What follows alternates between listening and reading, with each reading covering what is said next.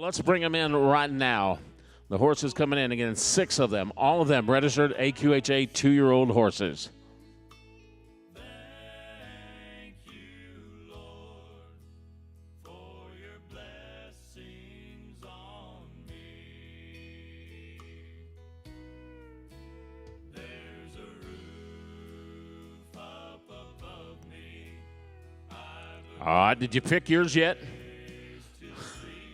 All right, so again, Norman Yoder bringing it here today.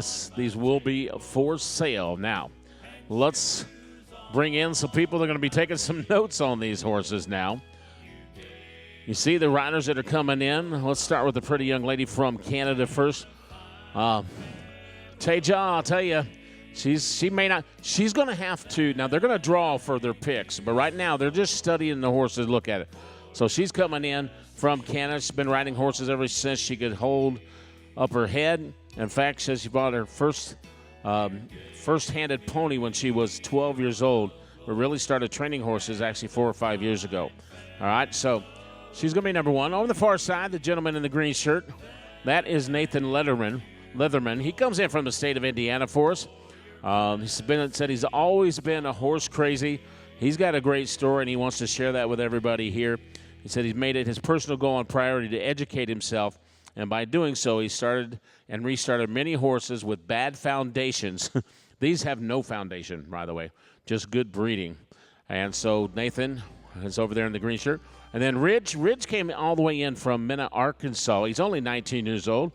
His first memory as a little kid are riding horses, and that has been his passion. His Aunt Connie and Sister Bailey were the ones that got him started and taught him the things that he knows in working construction jobs during the day, breaking horses early mornings and evenings without planning on breaking horses for the public. He slowly started getting horses to break, and by word of mouth, he started developing his own business down in Arkansas. Of course, again, our director, Matt Oswald, our MC on the event is going to be Ken McNabb. I'm just watching the horse, and I'm trying to pick out which one I want. It's already. So, yeah, I did this once where I went to a Colt Starting Challenge and brought a horse home. So, I'm going to have Ken put a microphone in his pocket whenever you're ready. You just got to turn it on. No, it's up to you.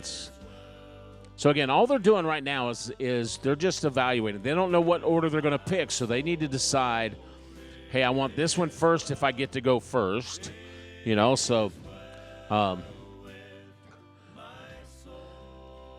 Tasia, she's like, well, okay, this will be my first one if I get to pick ahead of Ridge, and then if not, so just figured out where they're going. Ken, you got anything to add? So as you're standing here, a competitor picking, you're really not just picking a horse. You have to pick 3. You've got 6 horses here in front of you. You have to pick 3 because the chances are that you end up with the 3rd pick and the other 2 competitors pick your first 2 horses.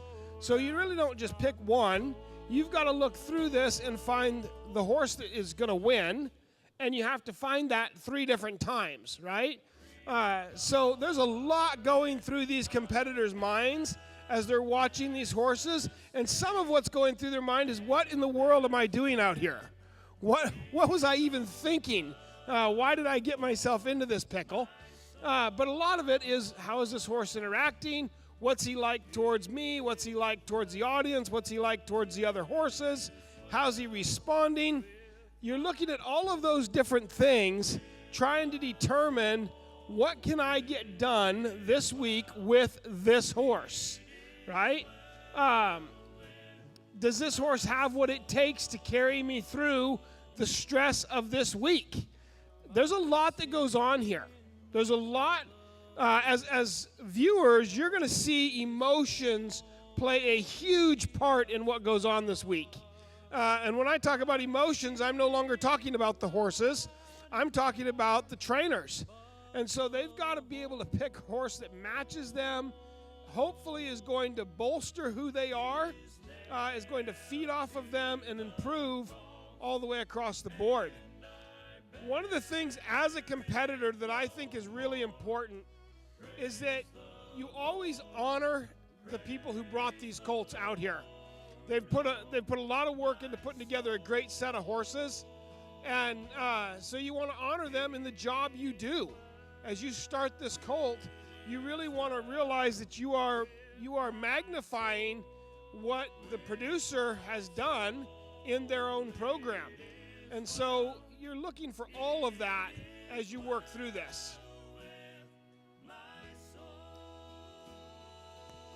So, Ken, there's some other people that are keeping an eye on this, and that's our judges. They're kind of lined up back here, and they're talking already about horses, right? So I don't know if their first thing they're going to judge is who picked what horse. You right? Well, we're not going to know that till the very end. The judges can't tell us their pick until the very end, but they've all got an opinion, and it's a good opinion because they're all very qualified horsemen.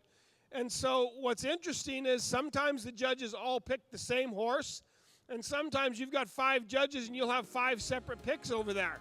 Because we all have personalities that are different, and we see something we liked or didn't like in a particular horse. And those are the things that draw us. That's why we don't all ride clones of one horse. We all go back and forth. So I will tell you guys over the week, I have a lot of sympathy for the competitors. I've competed a lot in this situation, so I have a lot of sympathy for the competitors. I, however, don't have any for the judges. So if you guys don't like the way the judges are dealing with things, feel free to boo them, corner them in the bathroom, toilet paper them, whatever you want to do. Well, okay, don't be too rough with them. Don't be too rough.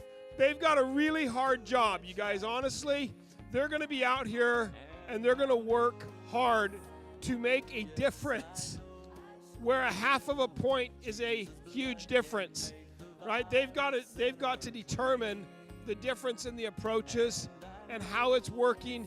And what makes it hard for the judge is they don't get to judge your method against their method. They have to judge your method against productivity. How well is it working? Right? So if I was a judge, I don't get to look at the competitor and say, I would never do that. No, that's not what you're judging. What they're judging is this person's approach actually viable and actually working, and is this colt responding to it, and are they checking off all of the mandatory boxes?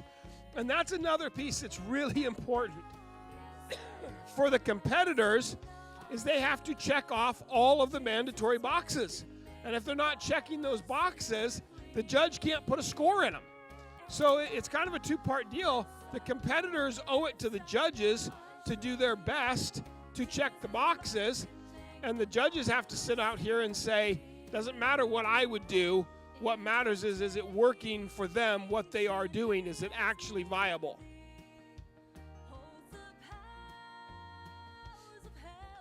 They have 2 minutes remaining to study the horses. And you would think 10 minutes is a lot of time, so I'm just going to tell you, you've had the same 10 minutes as them, and which one of these are you going to buy?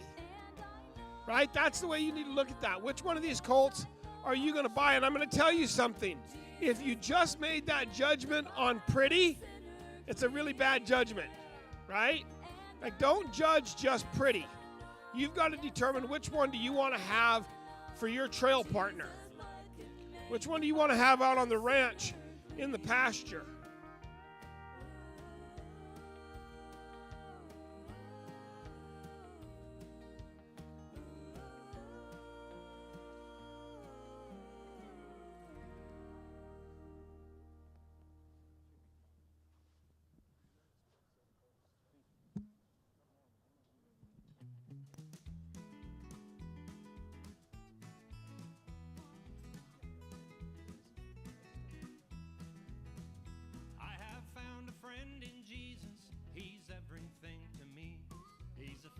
Of 10,000 to my soul, the lily of the valley, in him alone I see all I need to cleanse and make me fully whole.